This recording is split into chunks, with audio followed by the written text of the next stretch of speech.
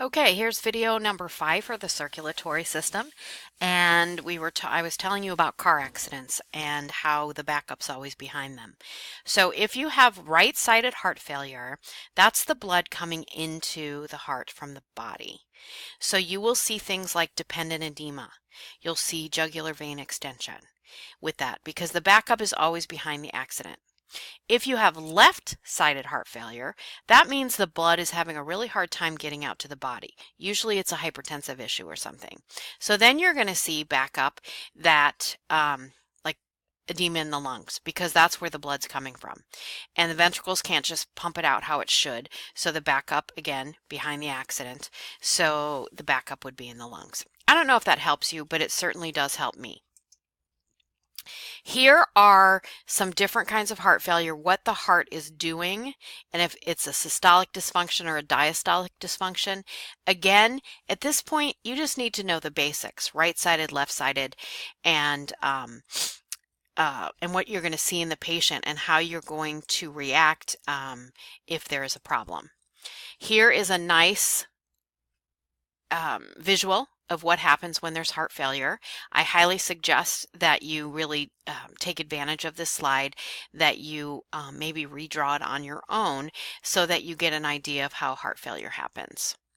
Here are the causes. Left-sided heart failure. So left-sided heart failure means there is a problem with the blood getting out to the body. Aortic stenosis. So that means the aortic valve itself is firming up and it's not opening how it should.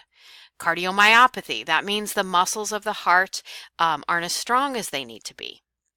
Coarctation of the aorta, that means the aorta is not placed where it's supposed to be, and so when the blood is pushed out of the ventricles, it kind of gets stuck because the aorta has a thinning to it. Because it's not placed properly, so it almost it's like a hose that doesn't really have a kink in it, but a section of the hose is grown smaller.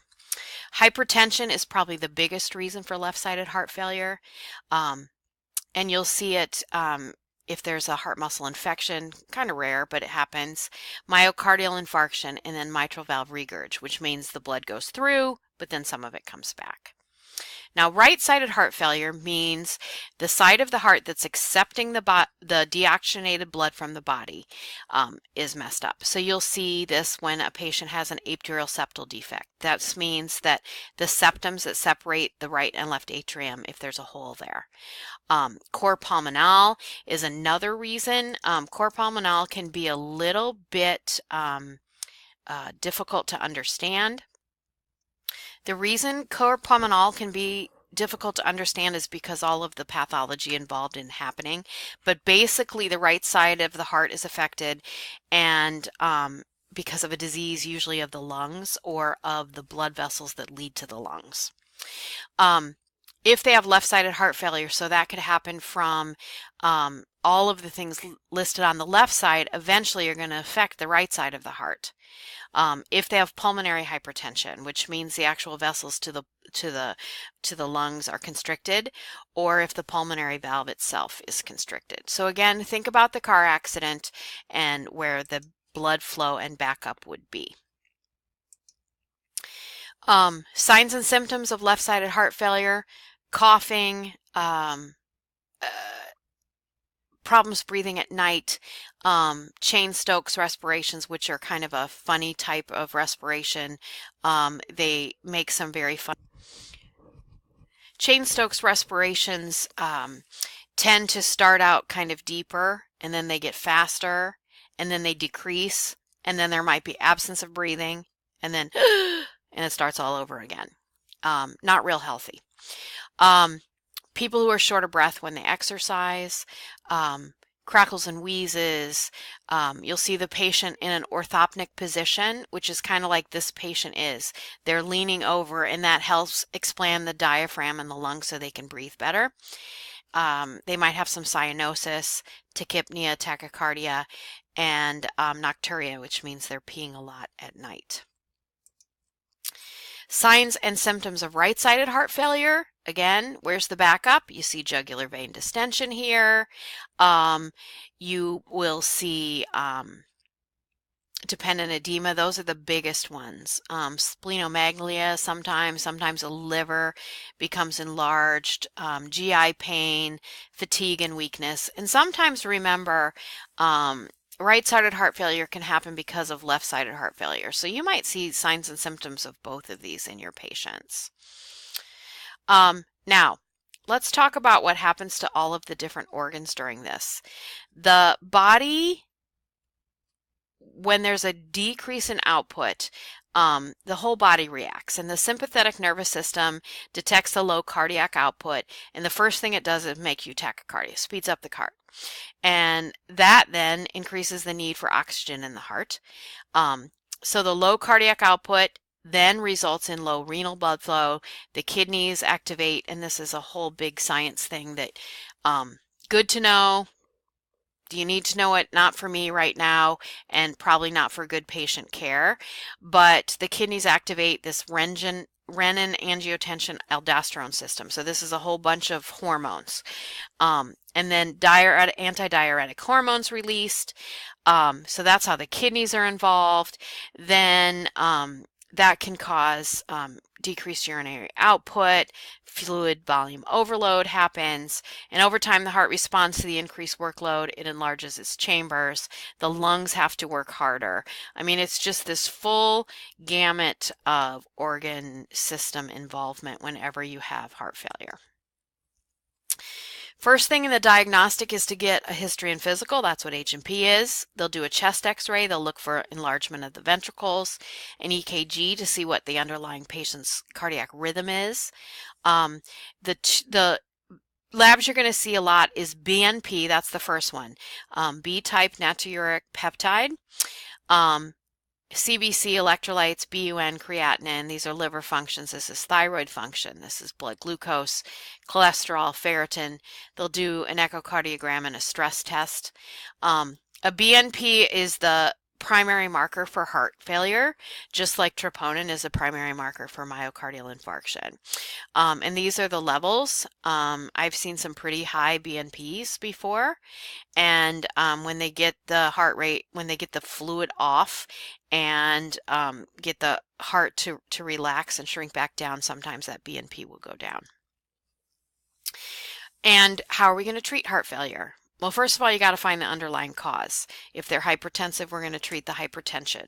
If they have pulmonary hypertension or coarctation of the aorta, or whatever they might have, we're going to try and treat that. They will be on oxygen. They will probably be on diuretics. And then for long-term treatment, sometimes they'll put in a pacemaker. So if the heart's not contracting, that sometimes increases the heart contractility. If it gets really bad, there's all kinds of assistive devices. Sometimes they need to have bypass surgery. Sometimes they need help with pumping. It just depends on what the pathology is of the disease process. But what you will see are probably all combinations of these drugs. And again, if these drugs aren't already in your library, they should be. ACE inhibitors, every person with heart failure is either on an ACE inhibitor or an ARB, angiotensin receptor blocker, and that's required by the protocols of the American Heart Association. Then they're usually on a beta blocker, diuretics if needed. Loop diuretics are Lasix, and those ones eat the potassium. The potassium's flushed out with them. So if they're on a loop diuretic, they're probably on Lasix. If they're on thiazide diuretics, those use some potassium. So you have to watch the potassium level with thiazide diuretics, but not near like you do with loop diuretics. And then sometimes they're on digoxin, which increases cardiac contractility. The biggest thing with heart failure is to make sure that their admissions don't reoccur. That is a big deal with Medicare and the American Heart Association, so that's why there's all these protocols. And if you're interested in heart failure, if you look up on the American Heart Association website, you'll see all kinds of good stuff about heart failure, educational things. It is very, very, very important that we teach the client their signs and symptoms, to weigh themselves every day, to take their medications as ordered, and follow the diets that have been assigned to them. Again, medications, oxygen if they need it, positioning, we want them sitting up. We want them to balance their rest and their activity. DASH diet is a really good diet. It has vegetables, fruits, low fat, beans, fish, limiting foods that are high in saturated fats. So if something says fried, we don't want them to have that. We don't want them to have lots of, especially fats like margarine, things with trans fats in them. We want to keep those down. And then we want to limit sugar so their blood glucose doesn't rise. All right, finally, nursing diagnosis. Here's some: activity intolerance, fluid volume excess, disturbed sleep pattern, impaired gas exchange, decreased cardiac volume.